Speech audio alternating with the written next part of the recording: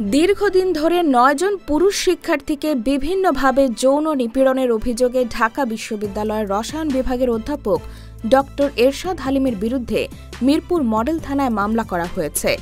জানা যায়, গত ২৬ সেপ্টেম্বর পদার্থবিজ্ঞান মাইনর ল্যাব পরীক্ষায় একটি অনাকাঙ্ক্ষিত ঘটনার পরিপ্রেক্ষিতে অধ্যাপক ডক্টর এরশাদ হালিমের সঙ্গে যোগাযোগ করেন ঢাকা বিশ্ববিদ্যালয়ের রসায়ন বিভাগের ২০২২-২৩ শিক্ষাবর্ষের একজন ছাত্র।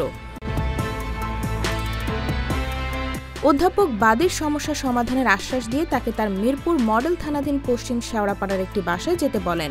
বাদী জানান, ২৭ সেপ্টেম্বর সকাল আনুমানিক ১০টায় তিনি সরল বিশ্বাসে অধ্যাপকের বাসায় যান। সেখানে অধ্যাপক তাকে জানান তিনি অসুস্থ এবং নার্ভের সমস্যার কারণে মেয়েদের স্পর্শে কোনো অনুভূতি পান না।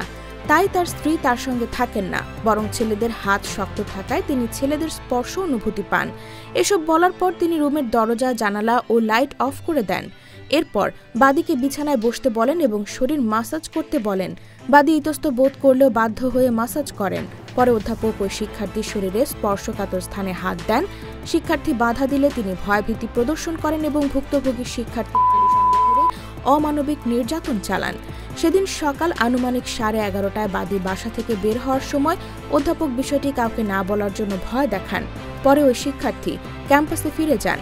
পরবর্তীতে জানা যায়, অধ্যাপক এরশাদ হালিমের আগেও একাধিক ভুক্তভোগীর সঙ্গে একই ধরনের যৌন নির্যাতন করেছেন।